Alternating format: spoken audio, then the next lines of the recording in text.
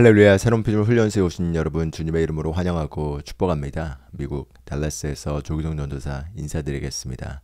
오늘 토요일 라이브 방송에서는 성령님으로부터 신성한 지혜를 다운로드 받기라는 주제 제목을 가지고 함께 여러분과 말씀을 나누길 원합니다.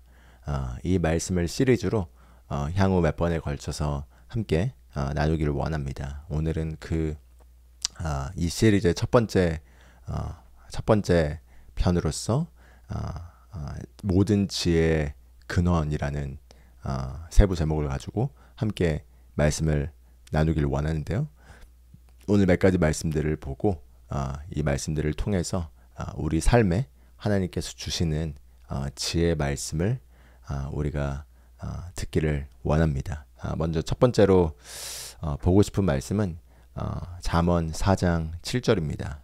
잠언 4장 7절을 보면은 이렇게 얘기합니다. 지혜가 제일이니 지혜를 얻으라. 내가 얻은 모든 것을 가지고 명철을 얻을지니라. 이렇게 얘기합니다. 지혜가 제일이니 지혜를 얻으라. 내가 얻은 모든 것을 가지고 명철을 얻을지니라. 이 잠언을 쓴 솔로몬은 가장 지혜로운 왕이었다고 평가를 받습니다. 그래서 솔로몬의 그 지혜가 담겨 있는 책이 잠언이고 그 잠언에서 지혜라는 단어를 자주 발견할 수 있죠. 그 지혜를 하나님께로부터 받았던 솔로몬이 이렇게 잠언 4장 7절에 말하는 것처럼 지혜가 제일이기 때문에 지혜를 얻으라. 그리고 내가 얻은 모든 것을 가지고 명철을 얻을지니라 이렇게 얘기를 하고 있습니다. 그래서 우리가 솔로몬의 삶에 대해서 한번 생각해 보면은 솔로몬이 다윗으로부터 왕위를 이어받고 난 이후에 아버지 다윗이 위대한 왕국을 세웠죠. 많은 전쟁을 통해서 영토를 확장하였고 이스라엘이 이렇게 왕국으로서 위대하게 갖춰지는 가운데서 자신이 이제 그 다음 왕으로 이렇게 왕위를 계승하게 됩니다. 그렇기 때문에 솔로몬의 입장에서는 이 하나님의 백성인 이스라엘 백성을 이렇게 왕으로서 통치하는 데 있어서 그 부담감이 장난이 아니었을 것입니다. 그렇기 때문에 솔로몬의 마음속에 있었던 그 부담이 이렇게 밖으로 표출되는 사건을 볼 수가 있습니다. 그래서 역대하 1장을 보면은 솔로몬이 이제 왕위를 잇게 되고 난 이후에 그 마음속에 있던 이 부담을 갈망을 하나님 앞에 표현하는 게 나옵니다. 바로 1000번째 제물 제사를 드리는 거죠. 그것은 그 행위 자체보다는 바로 솔로몬이 마음속에 있던 부담을 얼마나 하나님께 의존했고 하나님을 의지하고 있었는지를 보여주는 행동이라고 할 수가 있겠습니다. 그리고 나서 우리가 아시다시피 솔로몬이 그날 밤에 잠을 자는데 하나님께서 꿈으로 나타나셔서 솔로몬에게 얘기를 하죠. 내가 너에게 무엇을 해주기를 원하느냐. 무엇이든 구하라. 내가 너에게 네가 원하는 것을 주겠다. 이렇게 얘기합니다. 그러자 솔로몬이 다른 게 아닌 지혜와 지식을 구합니다. 지혜와 지식을 구합니다. 그러자 하나님께서 솔로몬에게 답변하시는 장면을 잠깐 보길 원하는데요. 역대하 1장 11절에서 12절 보면은 이렇게 얘기합니다. 하나님께서 솔로몬에게 이르시되 이런 마음이 내게 있어서 부나 재물이나 영광이나 원수의 생명 멸하기를 구하지 아니하며 장수도 구하지 아니하고 오직 내가 내게 다스리게 한 내 백성을 재판하기 위하여 지혜와 지식을 구하였으니 그러므로 내가 내게 지혜와 지식을 주고 부와 재물과 영광도 주리니 내 전의 왕들도 이런 일이 없었거니와 내 후에도 이런 일이 없으리라 하시니라. 이렇게 얘기를 하고 있습니다. 솔로몬이 지혜와 지식을 구한 것에 관해서 하나님께서 감동을 받으셨고 그 감동을 받으신 하나님께서 이렇게 너가 부요함을 구할 수도 있었지만 부요함을 구하지 않았었고 너가 재물을 구할 수도 있지만 재물을 구하지 않았고 너가 어떤 명예, 영광이라고 하면 명예라고 할 수 있겠죠. 명예를 구할 수도 있었지만 명예를 구하지 않았고 또 원수의 생명을 멸하기를, 즉 원수의 어떤 목숨을 구할 수 있었지만 그것도 구하지 않았고, 어떤 건강과 오래 사는 것을 구할 수 있었지만 그것도 구하지 아니하였고, 오직 내가 내게 다스리게 한 내 백성을 재판하기 위한 지혜와 지식을 구하였구나, 이렇게 얘기를 하면서, 그러므로 내가 너에게 지혜와 지식을 줄 뿐만 아니라 부와 재물과 명예도 주리니, 영광도 주리니, 이렇게 얘기를 하십니다. 부와 재물과 영광도 내가 너에게 함께 주리니, 이렇게 얘기를 하고, 이제 솔로몬이 하나님으로부터 지혜를 받아서 그 지혜 가운데서 이제 이스라엘 왕국이 엄청난 부요함과 풍요로움을 경험하는 시대로 들어가게 되죠. 그래서 그렇기 때문에 솔로몬이 하나님으로부터 받은 지혜가 있었고, 그 지혜와 지식이 솔로몬의 삶과 그 이스라엘 왕국을 풍성하게 만들었습니다. 그래서 우리가 솔로몬의 글, 잠언에 있는 글을 읽어보면 지혜가 제일이라고 강조하고, 그 지혜가 부요함도 가져오고 명예도 가져오고 그리고 장수도 가져온다라고 얘기를 합니다. 왜냐하면 본인이 그것을 경험했기 때문인 거죠. 즉 바꿔 말하면 삶의 어떤 부요함의 원천도 지혜에서부터 나오는 것이고, 명예의 원천도 바로 지혜에서부터 나오는 것이고, 또 오래 사는 것 또는 건강한 것, 장수하는 것도 바로 지혜에서부터 그 원천이 나오는 것을 얘기를 하고 있는 것을 볼 수 있습니다.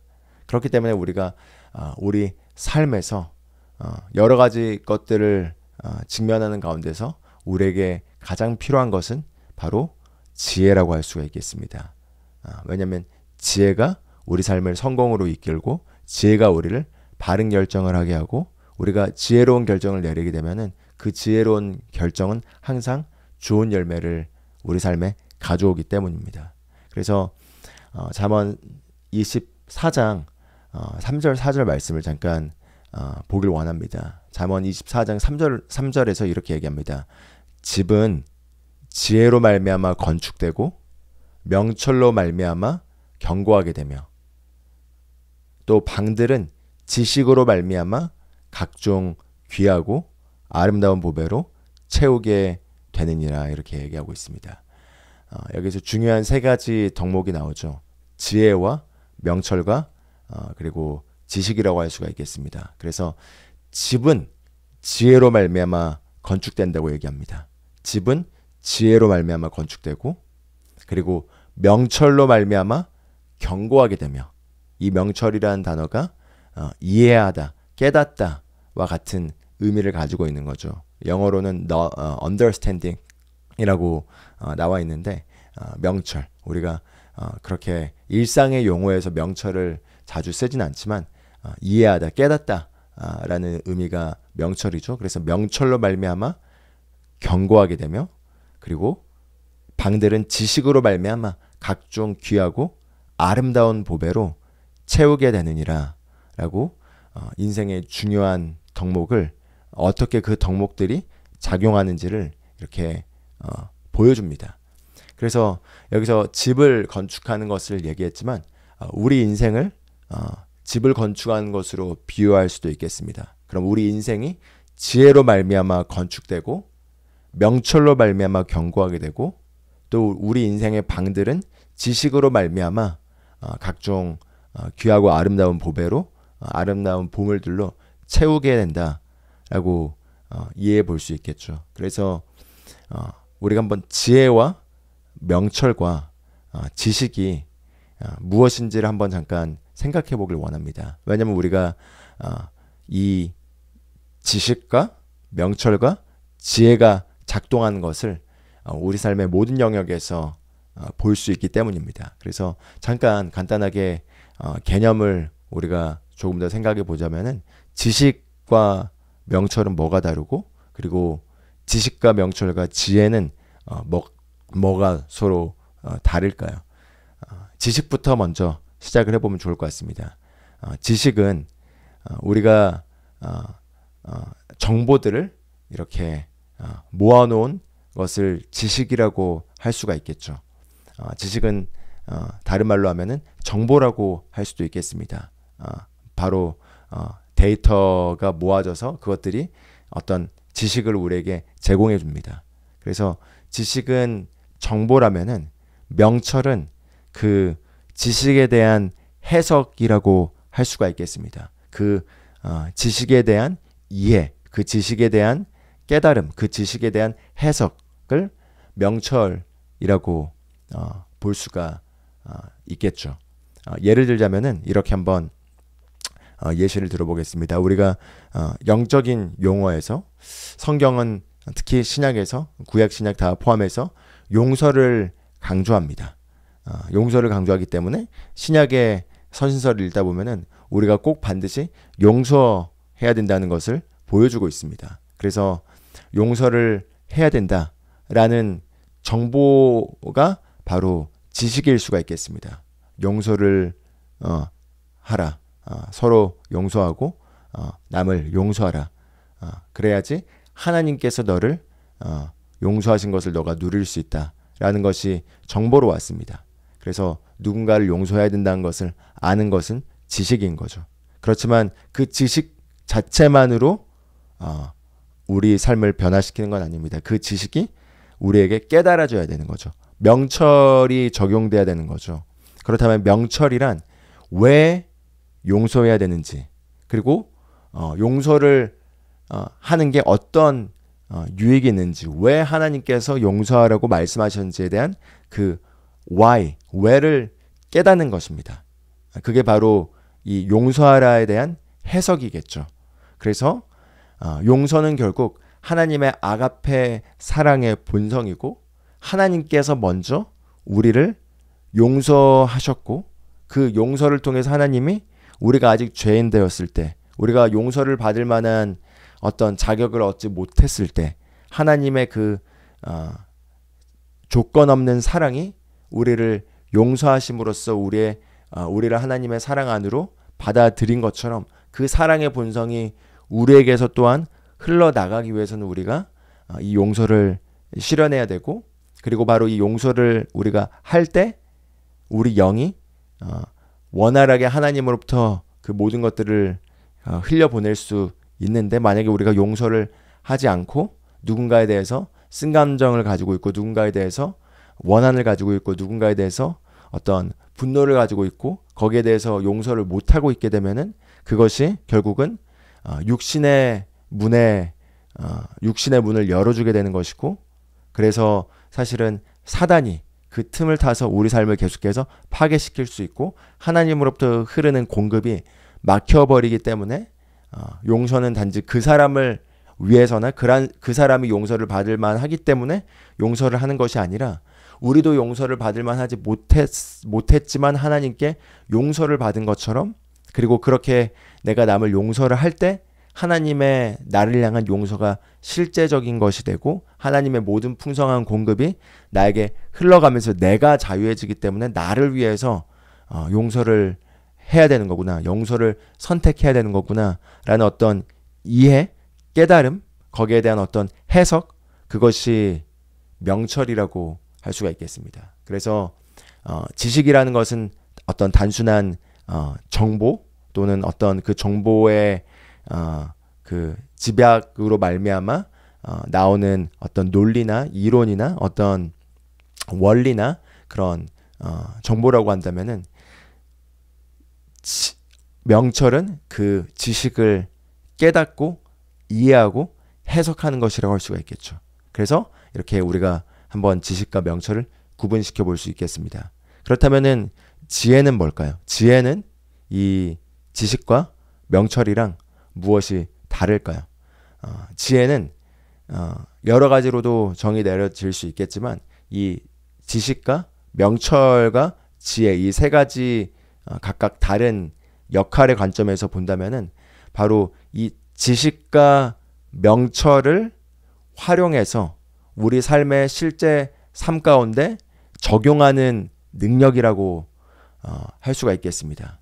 왜냐하면 우리가 지식이 있고 그것에 대한 깨달음, 명철이 있다 하더라도 그 명철로 깨닫게 된 어떤 그 지식을 우리 삶에 우리가 적용해서 실제로 그것을 살아내고 있지 않다면은 의미가 없겠죠. 그렇기 때문에 지혜는 그것을 삶에 적용하는 능력이자 그것을 바른 때에 바른 목적을 향하여 바른 방식으로 지혜와 명철을 적용해서 삶에 결과를 만들어내게 하는 그 능력, 적용하는 능력이 지혜라고 봐볼 수 있겠습니다. 그래서 성령님의 우리가 성경을 읽으면서 용서하라는 정보를 받을 수 있고 그 용서하라는 정보를 받은 것을 성령님이 주시는 깨달음을 통해서 계시를 얻어서 내가 용서를 해야 되는 이유는 하나님이 나를 먼저 용서하셨기 때문이구나. 그 하나님의 사랑이 내 안에 있기 때문에 내가 용서할 수 있구나라는 것이 계시로 깨달아지는 것이고요. 근데 그 계시로 깨달아져서 명철을 얻게 된 그 지식과 명철이 이제 삶에 그 필요한 순간에 실제로 적용되는 것은 실제 내가 어떤 용서해야 될 순간이 왔을 때 어떤 상황이 펼쳐졌을 때 그때 이 알게 된 깨닫게 된 이 지식을 그 순간에 적용해서 바로 용서를 하고 그리고 용서를 구하고 그것들을 이렇게 바르게 적용하고 선택함으로써 그것을 행하는 어떤 능력을 받아서 그 능력이 나타나는 것이 바로 지혜라고 할 수가 있겠습니다. 그래서 그렇게 그냥 단순하게 이렇게 한번 정의를 내려보자면은 이런 영적인 원리뿐만 아니라 우리 삶의 사실 모든 것들이 이 지식과 명철과 지혜로 건축되는 것을 볼 수 있겠습니다. 우리의 결혼 생활도 예를 들어 부부관계에서도 이 부부관계를 집으로 비유를 해본다면은 지혜로 건축되고 명철로 견고하게 되고 그리고 지식으로 풍성하게 된다고 볼 수가 있겠죠. 그냥 결혼하면은 잘 살게 되는 게 아니라 배우자와 어떻게 소통하는지 그리고 이 결혼이라는 것이 어떻게 어떤 지식들이 어떤 것들이 필요한지에 대한 지식이 필요합니다. 그리고 그 지식을 깨닫고 이해하는 어떤 명철이 있음으로 말미암아 이게 견고해지는 거죠. 그리고 그것을 실제로 삶에 적용함으로써 결혼과 부부관계가 풍성하고 아름답게 지혜로 건축될 수가 있겠습니다. 이게 일상의 모든 영역에 적용되겠죠. 일반 기업이 이렇게 어떤 발전하는 것도 우리 인류가 이렇게 계속해서 발전하는 것도 데이터를 수집하죠. 그래서 어떤 현상들을 관측하고 그것들을 발견하고 그렇게 모아지게 된 그 데이터가 의미 있는 정보를 제공할 때 그 의미 있는 정보가 지식이 돼서 우리에게 지식이라고 할 수가 있겠습니다. 그럼 그 의미 있는 정보들의 어떤 집합의 그 지식을 해석함으로써 그 안에 있는 어떤 숨겨진 원리를 발견하고 그것을 이해하고 그것에 대한 어떤 깨달음이 있게 됐을 때 그럼 이제 이것을 적용할 수가 있는 거죠. 그래서 지식과 명철을 통해서 얻게 된 그 깨달음을 삶의 현장에서 적용해서 이제 그것이 생산 라인으로 나오고 그것들이 그 생산되고 그것들이 만약에 실현되는 어떤 단계로 가져서 그게 실생활에서 이게 모두에게 적용되게 된다면은 그게 이제 지혜로 말미암아 건축되는 것이라고 할 수가 있겠습니다. 그래서 그냥 이 프레임을 우리가 우리 삶에 계속해서 적용해 볼 수 있고 우리가 하나님으로부터 무언가를 받고 성경을 읽으면서 말씀을 읽는 것도 그냥 정보를 모으기 위해서 성경을 읽는 것이 아니라 바로 이 지식과 명철과 지혜를 얻기 위해서 우리가 성경을 읽을 수가 있겠습니다. 그래서 성경을 통해서 그 정보들을 우리가 보는데 그 정보들에 대한 해석, 그 정보들에 대한 깨달음, 그 정보들에 대한 이해가 필요하고 그 이해가 바로 명철이라고 할 수가 있겠죠. 그래서 그 명철을 얻게 되면은 성경에 나와 있는 영적인 지식이 이해를 통해서 우리에게 계시로 깨달아지게 되고 그 계시로 깨달아지게 된 그 명철로 얻게 된 하나님의 계시 지식이 이제 우리 삶에 실현되고 우리 삶에 적용되고 우리 삶에 그것이 나타나도록 우리가 이제 그것을 행하는 능력을 받아서 그걸 행하고 살아가는 것이 바로 지혜라고 볼 수도 있겠습니다. 그래서 잠언 9장 10절을 보면은 이 말씀을 볼 수 있습니다. 여호와를 경외하는 것이 지혜의 근본이요 거룩하신 자를 아는 것이 명철이니라 이렇게 얘기하는 걸 볼 수 있습니다. 여호와를 경외하는 것이 지혜의 근본이라는 거죠. 여호와를 경외하는 것이 지혜의 근본이요 거룩하신 자를 아는 것이 명철이니라 이렇게 얘기합니다. 여기서 안다라는 단어가 결국 지식인 거죠. 그래서 지식, 명철, 지혜를 우리가 반복해서 성경 전반에 걸쳐서 볼 수가 있는데요. 여호와를 경외하는 것이 왜 지혜의 근본이고 그리고 그 거룩하신 자인 여호와를 아는 지식이 왜 명철이라고 했는지 한번 왜 이렇게 얘기를 했는지를 우리가 생각해 보길 원합니다. 왜 여호와를 아는 것이 지혜의 명철이고 여호와를 경외하는 것이 지혜의 근본일까요? 왜냐하면 지혜와 지식과 명철의 그 근본 원천은 여호와에게서 나오기 때문이고 이 땅에 있는 모든 것들을 지으시고 이 땅에 있는 모든 것들 속에 원리를 두시고 지혜가 작동하게 하신 것도 바로 하나님이 그렇게 두셨기 때문에 여호와를 경외하는 것이 바로 지혜의 근본이자 명철이자 바로 지식이라고 할 수가 있겠습니다. 그래서 잠언 2장 6절은 이렇게 얘기합니다. 대저 여호와는 지혜를 주시며 지식과 명철을 그 입에서 내심이며 이렇게 얘기합니다. 대저 여호와는 지혜를 주시며 지식과 명철을 그 입에서 내심이며 즉 여기서도 다시 한번 지혜, 지식, 명철 이 세 가지 단어를 볼 수 있죠. 여호와는 지혜를 주시며 지식과 명철을 그 입에서 내심이며 즉 여호와께서 바로 지혜의 원천이시고 우리에게 지혜를 주시는 분이시고 그리고 그분이 입에서 말씀을 하시면 그것이 바로 우리에게 지식과 명철이 된다라고 얘기를 하고 있습니다. 우리가 아까 집은 지혜로 말미암아 건축되고 명철로 말미암아 견고하게 되고 지식으로 말미암아 방들이 아름다운 보물로 풍성하게 된다라는 내용을 나누는데요. 사실은 잠언 3장 19절에서 20절을 보면은 이 세상을 하나님이 지으셨을 때 똑같은 방식으로 그것을 지으신 것을 볼 수 있습니다. 이렇게 얘기합니다. 여호와께서는 지혜로 땅에 터를 놓으셨으며 명철로 하늘을 견고히 세우셨고 그의 지식으로 깊은 바다를 갈라지게 하셨으며 공중에서 이슬이 내리게 하셨느니라 이렇게 얘기합니다. 여기서도 우리가 다시 한번 지혜, 그 다음 명철, 지식 이 세 가지 단어를 찾을 수 있죠. 여호와께서는 지혜로 땅에 터를 놓으셨으며 땅에 터를 놓으신 분이 여호와이신데 여호와께서 지혜로 땅에 터를 놓으셨다는 거죠.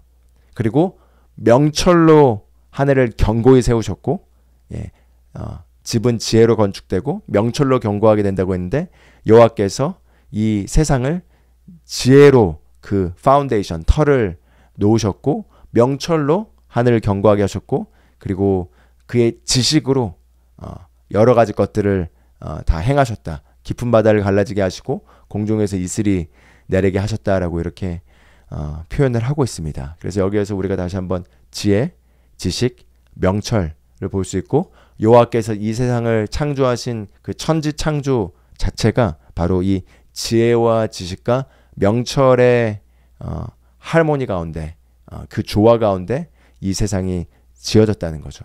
그리고 우리가 잠깐 기억해야 될 것은 하나님께서 이 세상을 창조하신 이후에 하나님은 무언가를 더 창조하신 적이 없으십니다. 그렇죠? 하나님께서 무언가를 더 창조하신 적이 없고 하나님의 창조 이후에 인류가 지속해서 하나님이 이미 창조하신 이 세상 속에 있는 지혜를 발견하고 원칙을 발견하고 그리고 그것들을 삶에 적용함으로 말미암아 인류가 지금까지 발전해 왔고 지금도 계속해서 발전을 하고 있습니다. 그래서 이렇게 생각을 해보면 좋겠습니다. 우리가 신앙생활을 하면서 우리 삶에 마주하게 되는 어떤 도전과 어려움과 그런 역경과 문제들이 있죠. 그래서 우리가 신앙생활을 하면서 우리 삶에 어려움이 있을 때 하나님을 찾고 하나님께 기도하고 간구하고 구합니다. 그런데 우리가 하나님께 무언가를 구할 때 잘 구하는 것이 우리가 구한 것에 대해서 응답을 받는 것만큼 중요하다고 할 수가 있겠습니다. 그런데 우리가 이 신앙생활을 이렇게 하나님의 말씀 안에서 하나님의 성품과 하나님의 지혜 안에서 바르게 접근하지 않다 보면은 약간 미신처럼 맹목적으로 무언가를 이렇게 하면은 하나님이 알아서 내 삶에 무언가를 해주시겠지라고 하는 그런 맹목적인 추구가 있게 될 수 있습니다. 그게 모든 종교에서 나타나는 특징이라고 할 수가 있는데요. 삶에 어려움이 있고 그 어려움을 해결해 줄 수 있는 절대자를 찾아서 열심히 기도하고 간구하고 무언가를 바쳐서 그분을 기쁘시게 하면은 그분이 내 삶을 축복해 주고 내 삶에 무언가를 잘 풀리게 해 주시겠지라고 하는 어떤 그 막연한 개념으로 지성이면 감천이다라는 마음으로 뭔가 절대자를 기쁘게 하면 절대자가 내 삶을 축복해 줄 것이다 라는 그 막연한 개념으로 이렇게 신앙을 갖는 것이 기독교 안에서도 있을 수가 있습니다. 그런데 우리가 저는 미국에 있기 때문에 생각보다 더 많은 다양한 종교의 배경에 있는 사람들을 보게 되지만 공통적인 종교의 추구는 절대자에게 무언가를 구하는 거죠. 우리가 한국에선 불교에서도 수능날 이렇게 기독교에 계신 분들은 이렇게 수능날 자녀들을 위해서 이렇게 기도를 하는데 또 불교에 계신 분들은 또 이렇게 절에 가서 이렇게 기도를 하면서 이렇게 자녀가 수능을 잘 치르기를 또는 잘하기를 원하는 그런 기도를 하는 것들 모습들을 종종 볼 수 있습니다. 그런데 우리가 하나님이 일하시는 방식을 알아야 되는데 하나님께서는 무작위로 일하시거나 아무렇게나 어떤 지혜와 지식과 명철과 어떤 원리 없이 아무렇게나 움직이시는 분이 아니시고 또 하나님께서 마치 내가 로또에 맞은 것처럼 뭔가 하나님을 만족시키면 뭔가 내 삶이 받아들여지면 하나님이 감동을 받아서 뭔가 그냥 저절로 축복을 해주고 하는 그런 식으로 사실은 움직이시지 않습니다.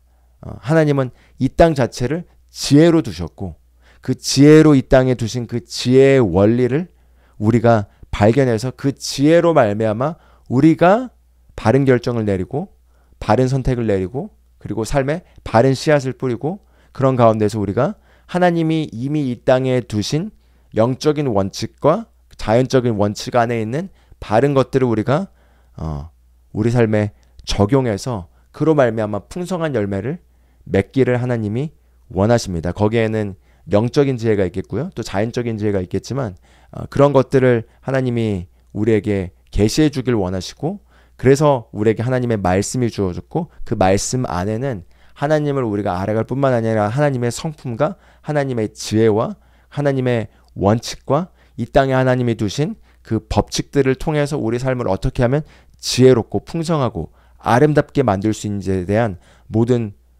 보화가 그 안에 담겨 있습니다. 그렇기 때문에 우리가 기도를 하거나 하나님께 무언가를 구할 때 단지 상황이 바뀌기를 기도하거나 또는 뭔가 환경의 어떤 변화를 위해서만 기도하는 것이 아니라 그걸 위해 기도해야 될 때도 있지만 더 중요한 것은 그 환경을 변화시키는 가장 중요한 열쇠는 바로 나에게 있다는 거죠. 내가 어떤 결정을 내리고 어떤 행동을 하고 어떤 선택을 하느냐가 상황을 어떻게 달라지게 할지에 대한 모든 결정과 영향력을 쥐고 있게 되는 경우가 많고 그렇기 때문에 우리가 하나님으로부터 신성한 지혜를 받고 명철을 받고 지식을 받아서 그 즉 명철과 지식의 적용이 지혜이기 때문에 지혜라고만 표현을 하겠습니다. 하나님으로부터 우리가 이 상황에 필요한 지혜를 받아서 그 지혜를 가지고 우리가 바른 선택을 내리는 것이 우리가 하나님께 구해야 될 중요한 뭐라고 할까요? 중요한 것이라고 할 수가 있겠습니다. 그래서 우리가 기도를 하거나 아니면은 성경을 읽거나 설교를 듣거나 또는 신앙과 관련된 서적을 읽거나 영적인 것들을 공부하면서 그 목적이 나는 오늘 성경 읽었어. 나는 오늘 기도를 했어. 나는 오늘 이걸 했어. 라고 하는 행위 자체에 두는 것이 아니라 기도를 통해서 예를 들어 방언으로 기도를 한다 하더라도 방언 기도를 통해서 예를 들어 말씀을 고백하거나 말씀을 묵상하거나 아니면 어떤 책을 읽는다 하더라도 그걸 통해서 하나님의 지혜를 받는 것. 그래서 그 지혜를 제가 다운로드라는 표현을 사용하고 있는데 그 지혜를 우리의 영에서부터 하나님이 제공해 주시는 그 신성한 지혜를 우리의 혼에 다운로드 받아서 그 지혜를 통해서 내가 지금 나의 이 상황 가운데서 무엇을 해야 할지 알고 어떻게 해야 될지 알고 그것을 언제 해야 될지 알고 그것을 왜 해야 되는지 알고 그것을 누구와 해야 되는지 아는 가운데서 그것들을 바르게 선택하고 바르게 행하는 그 능력을 받는 것이 우리가 추구하고 구해야 될 거라고 할 수가 있겠습니다. 지혜를 받는 것이죠. 그 지혜가 있게 되면은 우리가 조급해지지 않게 되고 그 하나님으로부터 받은 지혜를 통해서 분명한 지시사항을 알고 그 지시사항을 우리가 따라가게 되면은 우리는 결코 실패하지 않게 됩니다.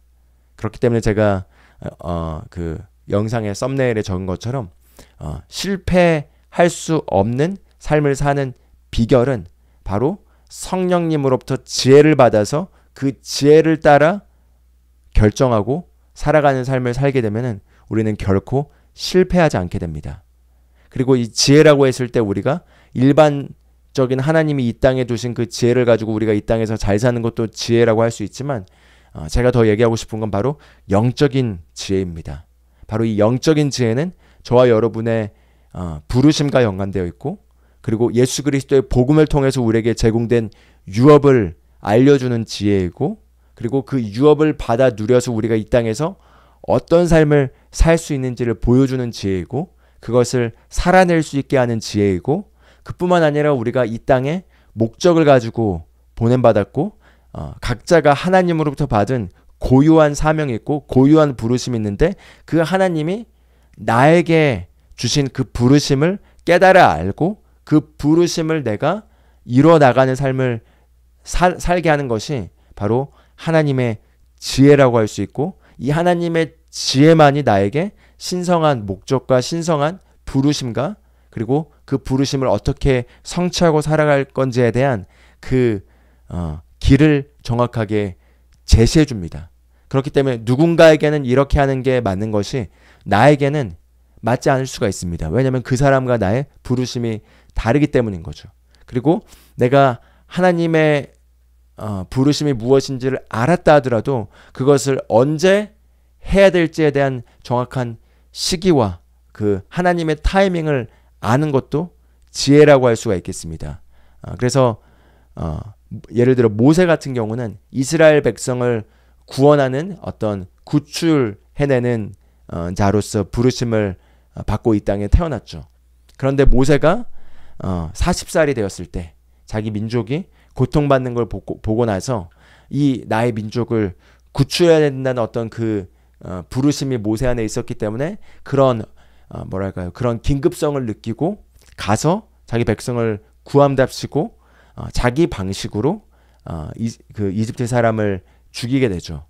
그런데 모세가 이스라엘 백성을 구출해야 된다라는 그 사명에 있어서의 그 구출해야 된다라는 그 내용은 맞았고 내용은 맞았지만 그러나 모세가 그것을 실행하는 방식이 틀렸습니다. 그래서 목적은 맞았지만 그 목적을 수행하는 방식이 틀렸던 거죠. 그렇게 인간의 힘으로 돌로 쳐서 죽여가지고 그렇게 하는 것이 하나님의 방식이 아니었습니다. 방식이 틀렸을 뿐만 아니라 또 시기도 틀렸죠. 아브라함에게 하나님께서 말씀하신 장면을 보면은 400년의 종살이 이후에 구출되게 되도록 되어 있었는데 그 당시 모세가 40살이었을 때는 아직 390년의 시점이었습니다. 그래서 10년 정도가 더 지금 앞당겨진 상태에서 모세가 무언가를 하려고 했던 거죠. 그러다 보니까 결국 모세가 잘못 행한 선택으로 말미암아 광야로 도망가게 됐고 광야에서 40년을 보내면서 다름을 받게 되고 40년이 지나서 다시 이제 하나님으로부터 부름을 받아서 이스라엘 백성을 구출하러 가서 하나님의 원래 시간표에서는 400년 이후에 노예에서 구출되는 것이었는데 430년 뒤에 실제로 이스라엘 백성이 구출되게 되는 약 30년의 더 딜레이가 있게 되는 걸 볼 수 있습니다. 왜냐하면 모세가 하나님의 정확한 방식과 시기를 따르는 것에 있어서 실패했기 때문인 거죠. 그래서 이와 같이 예를 들자면은 내가 무엇을 해야 할지를 아는 것뿐만 아니라 그것을 어떻게 해야 되고 그것을 언제 해야 되고 그것을 누구와 해야 되는지 이와 관련해서는 오직 하나님의 지혜만이 정확한 것을 우리에게 알려줄 수 있고 그리고 그것은 누구에게나 동일하게 주어지는 응답이 아니라 각자에게 각각 다르게 주어지는 바로 하나님이 개개인에게만 줄 수 있는 바로 지혜라고 할 수가 있겠습니다. 그래서 이런 지혜가 우리에게 필요한 거죠. 그리고 이런 지혜 가운데 우리가 걷게 되면은 우리가 하나님의 부르심을 이루고 성취해 나가는 삶에 있어서 결코 실패하지 않게 될 것입니다. 그래서 한 가지 잠깐 말씀을 보여주길 원하는 건 바로 이사야서 11장 2절을 보면은 성령님에 대해서 이렇게 쓴 걸 볼 수 있습니다. 그의 위에 여호와의 영, 곧 지혜와 총명의 영이요, 모략과 재능의 영이요, 지식과 여호와를 경외하는 영이 강림하시리니 이렇게 얘기합니다.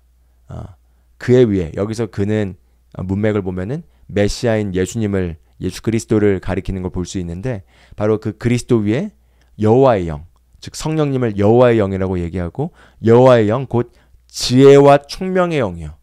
여기서 이 총명이라는 단어가 바로 명철이라는 단어고 이해라는 단어입니다. 즉 성령님이 이렇게 표현되고 있는 거죠. 지혜의 영이시고 명철의 영이시고 또 뒤에 보면은 지식과 여호와를 경외하는 영이라고 하고 있습니다. 즉 지식의 영이시라는 거죠. 그래서 우리가 오늘 여기 이 말씀에서 제가 강조하고 싶은 것은 우리가 그리스도인이 되고 난 이후에 즉 구원받고 난 이후에 하나님으로부터 받은 가장 큰 선물과 축복은 바로 성령 하나님을 받게 된 것입니다. 성령 하나님을 모시게 된 것입니다. 그 성령 하나님이 우리 안에 거하시고 계십니다. 그 성령 하나님이 여러분 안에, 제 안에 거하고 계십니다. 그런데 제 질문은 이 성령 하나님으로부터 그 유익을 잘 누리고 계십니까? 입니다. 이 성령 하나님으로부터 우리가 우리 삶에서 실제적인 유익을 잘 도움을 받고 그래서 그 유익을 누리고 사는지 이걸 우리가 한번 질문해 보길 원합니다. 이 성령 하나님에 대해서 지금 성경 말씀이 얘기하는 것처럼 이 성령 하나님은 지혜의 영이라고 말씀하고 계십니다. 즉 지혜의 영이 내 안에 거하고 계시다는 거죠. 즉 내가 지혜가 부족할 때 지혜의 영으로부터 지혜를 받아서 그 지혜를 삶에 적용하고 살아가는 삶을 우리가 살 수가 있습니다. 우리 안에 거하시는 성령님은 명철의 영이십니다. 총명의 영이십니다. 그렇기 때문에 우리가 명철이 필요할 때, 어떤 것에 대한 깨달음이 필요할 때, 어떤 것에 대한 총명이 필요할 때 이 총명의 영으로부터 명철의 영으로부터 우리가 명철을 받고 그래서 통찰력을 가지고 상황들을 이해하고 삶을 이해하고 시간을 이해하고 일들을 이해하는 도움을 받을 수 있습니다. 또한 우리 안에 거하시는 성령님은 지식의 영이십니다. 그리고 이 지식의 영이신 성령님으로부터 우리가 우리 삶에 필요한 지식들을 받을 수 있습니다. 이 성령 하나님은 영적인 하나님과 관련된 지식만 우리에게 제공해 주는 것이 아니라 이 땅에 우리와 관계된 모든 것들에 대한 필요한 지식을 주실 수 있습니다. 왜냐하면 이 성령 하나님께서 이 땅을 지혜로 건축하시고 명철로 견고하게 하시고 지식으로 그 방들을 아름답게 이 땅에 있는 모든 것들을 아름답게 꾸미셨기 때문에 성령님은 여러분의 일과 관련해서도 여러분과 관계된 모든 것에 있어서 우리가 성령님께 귀를 기울이고 묻는다면 성령님께서는 거기에 있어서 지식을 제공해주고 명철을 제공해주고 지혜를 제공해 주실 수 있는 분입니다. 그렇기 때문에 우리가 성령님을 우리의 생각으로 우리의 어떤 제한된 교리로 그 역할을 제한해서는 안 되겠죠. 성령님이 바로 이 땅을 지으신 분이시고 이 땅에 원리를 두신 분이시고 그리고 그 원리를 두신 지혜의 영이십니다. 그래서 이 성령 하나님이 우리 안에 거하신다는 걸 알고 즉 지혜의 근원이신 하나님께서 바로 지혜의 화신이 되신 성령님께서 저와 여러분 안에 거하신다면은, 우리가 이 성령님과 동행하는 삶을 산다면은 무엇이 두려울 것이 있겠습니까? 이 성령님과 동행하여서 우리가 성령님이 주시는 지혜를 가지고 우리 삶에 결정을 내리고 살아간다면은 우리는 결코 실패하지 않을 것입니다. 염려 없는 삶이 가능합니다. 패배가 없는 삶이 가능합니다. 그런데 우리가 실패하거나 패배하거나 염려하거나 두려워하게 되는 많은 경우는 우리가 성령님과 동행하는 것에 실패하기 때문에, 성령님으로부터 지혜를 받는 것에 실패하기 때문에 따라오는 결과라고 할 수가 있겠습니다. 그래서 잠깐 말씀을 몇 가지 보고 마무리하길 원하는데요. 고린도전서 2장 6절부터 이렇게 14절까지 내용을 잠깐 보길 원합니다. 지혜라고 했을 때 이 지혜가, 성경은 야고보서를 보면은 이 땅에서 난 지혜와 하늘에서 난 지혜를 비교합니다. 그래서 이 땅에서 난 지혜 중에서도 마귀적이고 육신적이고 그리고 타락한 지혜가 있다고 얘기하고, 하늘로부터 나온 순수한 하나님의 지혜가 있다는 걸 보여줍니다. 그래서 이 땅에서도 작용하고 있는 어떤 열매를 맺고 결과를 맺는 마귀적이고 육신적인 지혜가 있습니다. 특히 이 지혜는 야고보 사도의 내용을 보면은 원망과 원한과 그 다음에 거짓 가운데 작동하고 있다고 얘기합니다. 그렇기 때문에 이 어떤 거짓의 영에 의해 지배하고 그것들을 조작하고, 그리고 그 가운데서 어떤 누군가를 이렇게 증오하는 가운데서 만들어지는 어떤 지혜들이 있다는 거죠. 역사 가운데서, 또 우리 삶 가운데서, 특히 정치판에서 자주 볼 수 있는 어떤 지혜라고 할 수가 있겠죠. 그런데 일반 삶 가운데서도 세상의 지혜라고 하지만 그것이 거짓에 기반해 있고, 어떤 상황과 환경들을 어떤 거짓으로 조작하고, 그걸 통해서 남에게 피해를 끼치면서 나의 어떤 이익을 가져오는 어떤 방식의 지혜라면은 그 지혜와 관련해서 야고보 사도가 야고보서 3장 15절에 얘기한 것은 이렇게 얘기합니다. 땅 위의 것이요 정욕의 것이요 귀신의 것이니, 이렇게 얘기합니다. 즉 마귀적이고 종역적이고 땅으로부터 온 지혜가 있다는 거죠. 그런데 지금 제가 여러분과 함께 나누고 있는, 그리고 얘기하는 이 지혜는 이 땅의 것이며 정욕의 것이며 귀신의 것인 지혜를 얘기하는 것이 아니라 하나님으로부터 온 하늘의 지혜를 얘기를 하고 있습니다. 거기에 더 나아가서 바로 신약시대에 우리에게 제공된 성령님으로부터 말미암는 그리스도의 지혜, 하나님의 지혜를 제가 지금 나누고 있습니다. 그래서 고린도전서 2장 6절부터 말씀을 좀 봐보기를 원합니다. 고린도전서 2장 6절을 보면 이렇게 얘기합니다. 그러나 우리가 온전한 자들 중에는 지혜를 말하노니 이는 이 세상의 지혜가 아니요 또 이 세상에서 없어질 통치자들의 지혜도 아니요, 이렇게 얘기합니다. 지금 사도 바울이 온전한 자들 중에서는 지혜를 말하노니 이렇게 얘기하고 있습니다. 온전한 자들 중에서는 지혜를 말하노니, 지금 바울이 여기서 얘기하고 있는 이 지혜가 어떤 지혜를 얘기하고 있을까요? 온전한 자들 가운데서는 우리가 지혜를 말한다. 그런데 이 지혜는 이 세상의 지혜가 아니다, 이렇게 얘기하고 있습니다. 즉 이 세상에서 발견될 수 있는 지혜가 아닌 다른 차원의 다른 레벨에 있는 지혜를 우리가 온전한 자들 가운데서 얘기한다는 거죠. 그리고 이 세상에서 없어질 통치자들의 지혜도 아니요, 즉 이 세상의 지혜이자 통치자들이 사용하는 어떤 지혜가 있다라는 거죠. 근데 우리가 지금 얘기하는 지혜는 이 세상의 지혜가 아니라고 얘기하면서 7절에 이렇게 얘기합니다. 오직 은밀한 가운데 있는 하나님의 지혜를 말하는 것으로서 곧 감추어졌던 것인데 하나님이 우리의 영광을 위하여 만세 전에 미리 정하신 것이라, 이렇게 얘기하고 있습니다. 하나님이 우리의 영광을 위하여 만세 전에, 즉 세상을 창조하시기 전에 미리 정하신 지혜가 있다라는 거죠. 하나님께서 이 세상을 창조하시기 전에 저와 여러분의 영광을 위하여, 여기서 제가 주목하길 원한 건 우리의 영광을 위하여라고 얘기하고 있습니다. 우리가 보통 기독교 안에서 절대 우리의 영광을 얘기하지 않고 무조건 하나님의 영광만을 얘기하고 모든 것은 하나님께 영광 돌려드려야 된다고 얘기를 하는데, 하나님께서 우리의 영광을 위하여 이렇게 정하시고 예비하신 지혜가 있다라는 거죠. 그래서 그 지혜와 관련해서 사도 바울이 말하기를 감추어졌던 것이라고 얘기합니다. 감추어졌던 것. 마치 보석이나 금들이 이 세상에 드러나게 있는 것이 아니라 광물 속에, 바위 속에 또는 땅 속에, 흙 속에 감추어져 있죠. 그런 것처럼 하나님이 우리를 위해서 창세전에 예비하시고 우리의 영광을 위해서 준비해 놓으신 감추어진 바로 은밀한 가운데 있는 하나님의 지혜가 있고, 이 하나님의 지혜를 내가 온전한 자들 가운데서 말한다, 이렇게 얘기하고 있는 것입니다.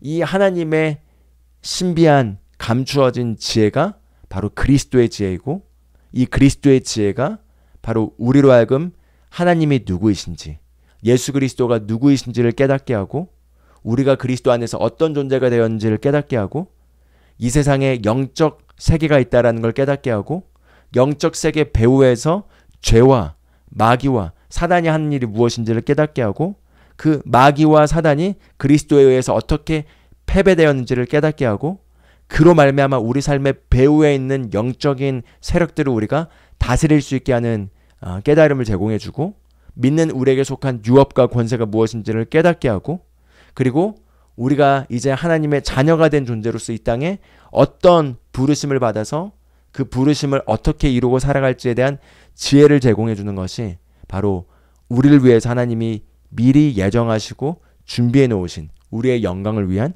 바로 감추어진 은밀한 가운데 있는 하나님의 신비한 지혜라고 할 수가 있겠습니다. 그래서 8절 쭉 읽어보겠습니다. 제가 지금부터 이 지혜는 신성한 지혜라고 하겠습니다. 이 신성한 지혜는 이 세대의 통치자들이 한 사람도 알지 못하였나니 만일 알았더라면 영광의 주를 십자가에 못 박지 아니하였으리라. 기록된 바 하나님이 자기를 사랑한 자들 위하여 예비하신 모든 것은 눈으로 보지 못하고 귀로 듣지 못하고 사람의 마음으로 생각하지도 못하였담과 같으니라. 즉 하나님께서 우리를 위해서 하나님께서 창세전에 예비해 놓으신 이 감추어진 지혜가 지금 기록된 바라고 하고 있는 이사야 선지자의 말을 인용하는 것처럼 구약의 시대에는 한 번도 사람들의 마음속에 들어온 적이 없고 귀로 듣지 못하고 눈으로 보지도 못한 지혜라고 얘기하고 있습니다. 즉 이게 사람의 심령 속에 들어온 적이 없었다는 거죠. 그런데 10절에 이렇게 얘기합니다. 오직 하나님이 성령으로 이것을 우리에게 보이셨으니. 할렐루야. 하나님께서 성령으로 이것을 우리에게 보이셨으니. 성령으로 우리에게 이것을 보이셨으니. 여기서 이것은 무엇을 얘기하고 있는 거죠? 바로 감추어진 신비한 하나님의 지혜를 얘기하고 있습니다. 즉 우리를 위해서 예비된 바로 그 신성한 지혜가 감추어진 것인데, 오직 성령 하나님께서 이것을 우리에게 보여주실 수 있다라는 거죠. 바꿔 말하면 성령님이 없이는 절대 깨달을 수 없는 지혜고, 이 세상에서 아무리 똑똑하거나 이 세상에서 아무리 많은 성공을 이뤄낸 사람이라 하더라도 이 성령님이 없이는 절대 깨달을 수 없는 하나님의 지혜를 얘기하고 있는 것입니다. 그러면서 성령은 모든 것, 곧 하나님의 깊은 것까지도 통달하시느니라, 이렇게 얘기하고요. 그 다음에 11절에 이렇게 얘기합니다. 사람의 일을 사람 속에 있는 영 외에 누가 알리오? 이와 같이 하나님의 일도 하나님의 영 외에는 아무도 알지 못하느니라, 이렇게 얘기하고 있습니다. 즉 하나님의 것들은 하나님의 영 아니면은 아무도 알지 못하는데, 그 하나님의 깊은 것들을 우리에게 계시해 주기 위해서 성령님이 오셨고, 성령님께서 이 깊은 것들을 통달하시면서 우리에게 그것들을 드러내어 보여주시고 깨닫게 하신다는 거죠. 그러면서 이제 12절 말씀이 나옵니다.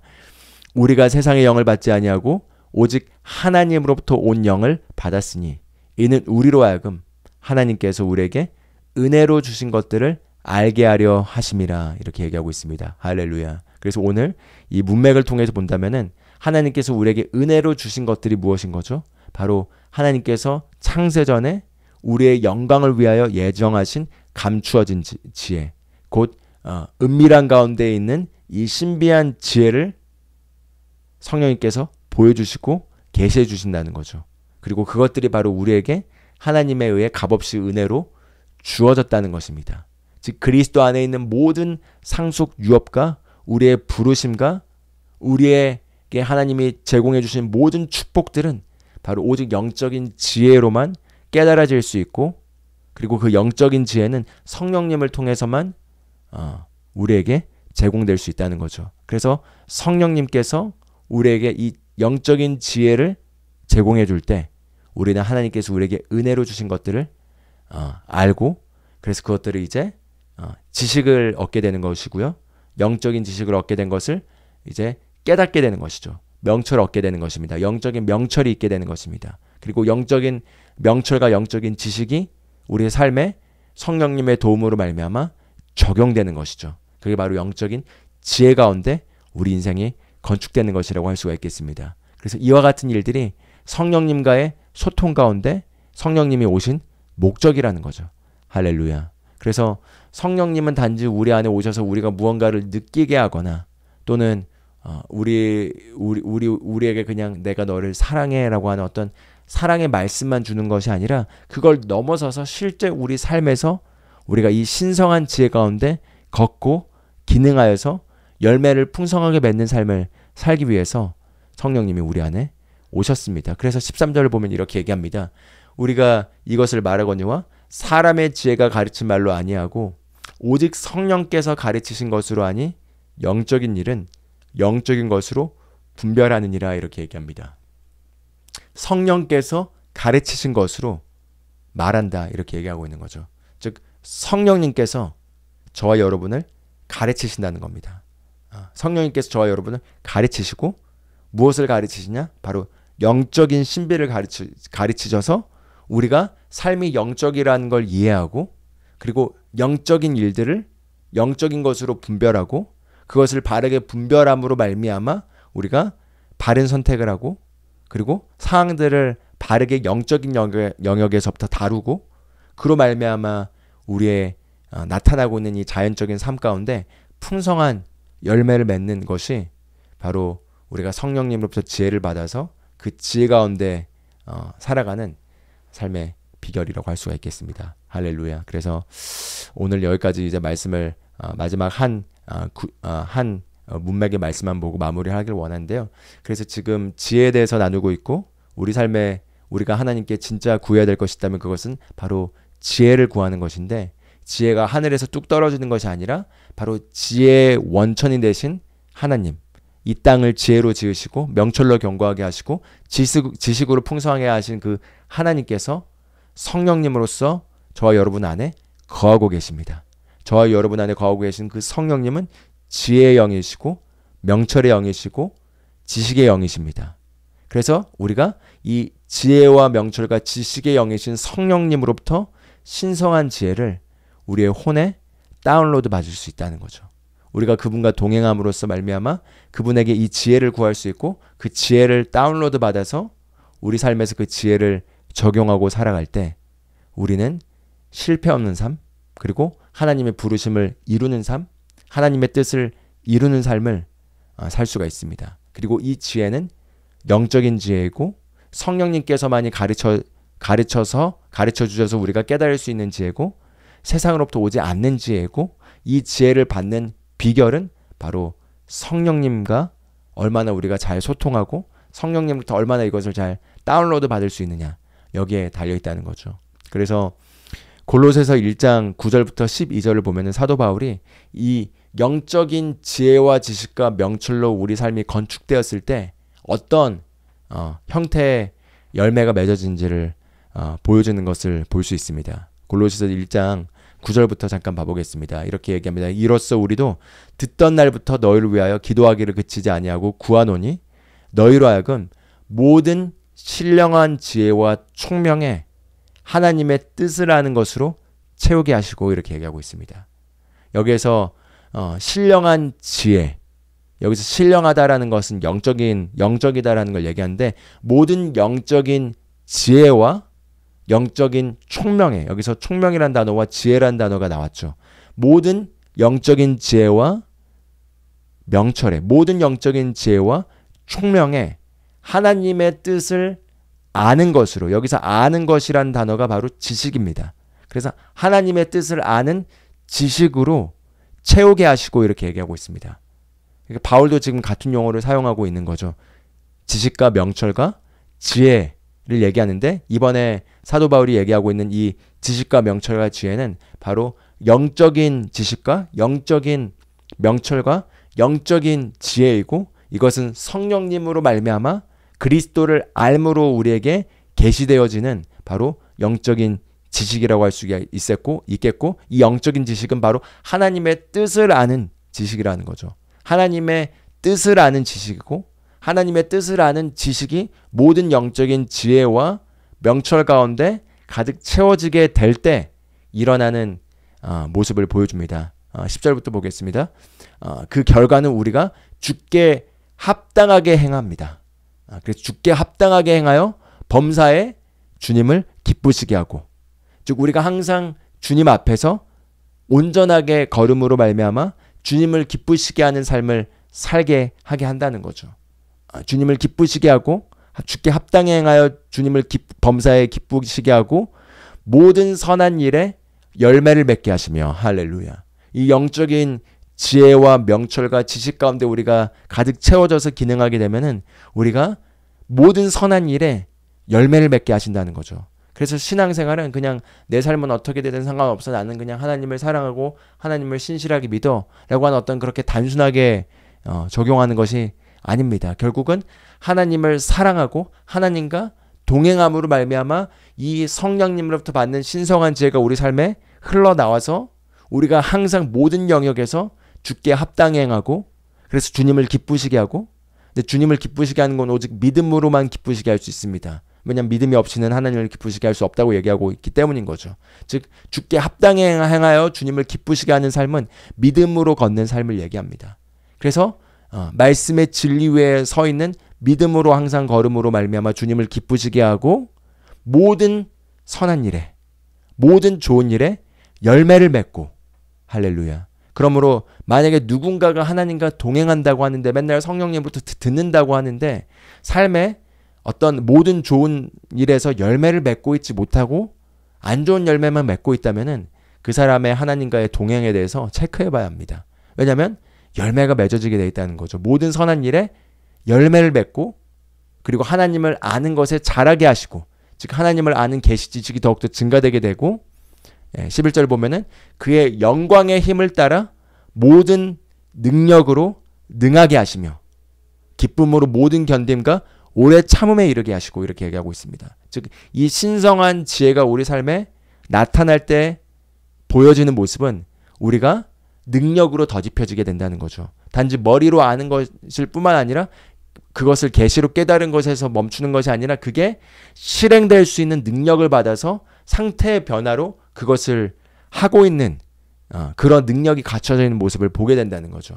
바로 성령님의 능력으로 가능하게 되는 것입니다. 영광의 힘을 따라 모든 능력으로 능하게 하시며 그리고 기쁨으로 모든 견딤과 오래 참음에 이르게 하시고 즉 오래 참음, 인내 그 인내가 기쁨으로 가능하게 된다는 거죠. 왜냐하면 지혜의 눈으로 상황들을 바라보기 때문에 조급하지 않고 이것이 언제가 하나님의 타이밍인지를 알게 되고 그리고 어떤 것이 되어지기 위해서는 어느 정도 시간이 걸릴지에 대한 깨달음이 오게 됨으로 말미암아 조급하지 않고 인내하고 그리고 기뻐할 수 있고 오래 참을 수 있다는 거죠. 그리고 12절 보면 우리로 하여금 빛 가운데 성도의 기업의 부분을 얻기에 합당하게 하신 아버지께 감사하게 하시기를 원하노라. 즉 늘 하나님께 감사하는 상태 모든 것에 있어서 하나님께 감사하고 그 유업의 그 혜택을 누리면서 그 유업을 주신 하나님께 감사하고 있는 상태가 바로 이 하나님의 신성한 지혜가 우리 삶 가운데 적용됐을 때 나타나는 모습이고요. 제가 오늘 설교 제목에 적어 놓은 것처럼 실패 없는 삶을 산다는 모습이 어떤 것인가 했을 때 그냥 세상의 개념에서만 성공과 실패를 재는 것이 아니라 이 하나님의 개념에서 성공하는 삶이란 건 바로 항상 주께 합당히 행하며 그리고 범사의 주님을 기쁘시게 하고 모든 좋은 일에 선한 일에 열매를 맺고 하나님을 아는 지식에서 자라나고 그리고 그 능력 안에 강건하여져서 모든 오래 참아야 되거나 인내해야 될 상황들 가운데서 기쁨으로 인내하고 오래 참고 그리고 감사가 심령에 넘치는 상태의 모습이 나타나는 것이 바로 우리가 이 땅에서 풍성한 성공하는 그런 승리하는 삶을 사는 모습이지 않겠습니까? 그리고 이 하나님의 신성한 지혜는 우리로 하여금 우리의 남은 날을 알 수 있게 하는 그 지혜의 마음을 제공해 줍니다. 우리가 계속해서 주님이 오시기 임박한 시점으로 점점 더 시간이 흘러가고 있습니다. 그리고 성경은 분명하게 예수님의 다시 오심에 대해서, 재림에 대해서 얘기하고 있고, 예수님께서 이 땅으로 재림하시기 전에 먼저 교회를 들려 올려보내기 위해서 휴거가 되는 사건이 일어나게 될 것이고요. 그리고 휴거가 되고 난 이후에 분명하게 7년의 환난이 시작되면서 계시록에 말하고 있는, 또 구약의 다니엘서나 다른 성경에서 말하고 있는 그 야곱의 환난의 때 적그리스도의 통치와 온 세상이 그 어려움 가운데 있게 되는 것들이 분명하게 일어날 것입니다. 그런 일들이 먼 몇백 년 후에 일어나는 것이 아니라 머지않았고 곧 일어날 것이고, 그러기 위해서 필요한 모든 준비들이 다 되어 가고 있고, 언제 휴거가 일어나도 이상하지 않을 만큼 지금 근접하게 우리가 가고 있습니다. 그래서 우리가 정말 당장 오늘 휴거된다면 나는 휴거될 것인가? 나는 휴거됐을 때 그리스도의 심판석 앞에서 부끄럼 없이 내 삶을 제시할 것인가?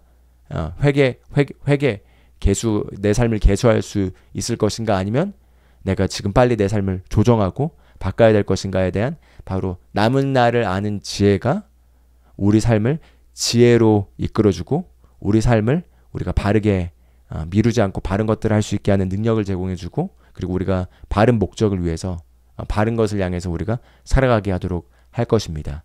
할렐루야. 그리고 우리가 예수님을 만날 날이 얼마 남지 않았습니다. 저는 휴거될 날을 생각하고 주님을 만난다면 어떨까라는 기쁨 가운데 하루하루를 살아가고 있고요.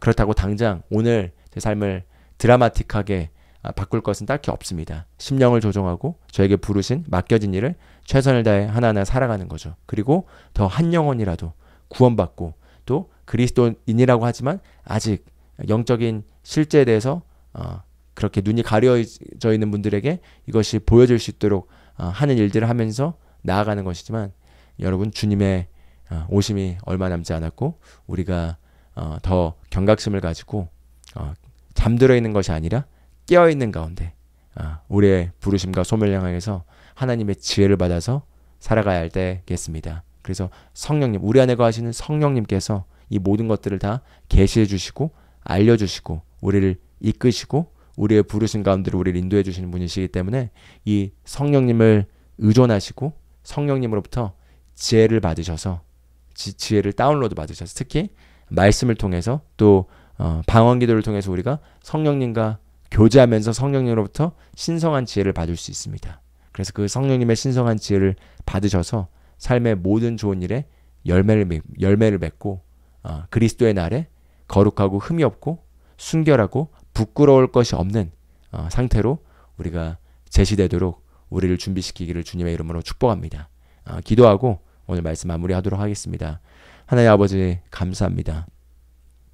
우리에게 지혜와 계시와 명철과 지식의 영이신 성령님을 보내주셔서 우리 안에 거하신 성령 하나님께서 우리를 모든 진리 가운데로, 우리를 모든 영적인 신비 가운데로, 영적인 실제 가운데로 우리를 인도해 주시니 감사합니다.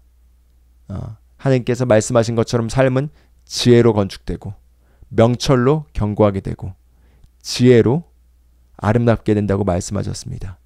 우리의 삶이, 우리의 인생이 하나님의 부르심을 따라 살아가는 우리의 삶의 모든 것이 바로 이 하나님의 지혜로 건축되고 하나님께서 주시는 명철로 말미암아 견고하게 되고, 그리고 하나님께서 주시는 지식으로 말미암아 우리 삶이 아름답고 풍성하게 장식될 것을 우리가 구합니다. 성령님, 우리의 혼 가운데 말씀하시고 우리의 혼의 눈을 열어서 우리가 보게 하시고, 그리고 우리가 바른 것을 향해 하나님의 완벽한 계획을 따라 살아갈 수 있도록 우리를 매일매일 인도해 주시니 감사합니다. 우리를 인도해 주시는 성령 하나님 감사드립니다. 하나님 아버지 사랑합니다. 주 예수 그리스도의 이름으로 기도합니다. 아멘.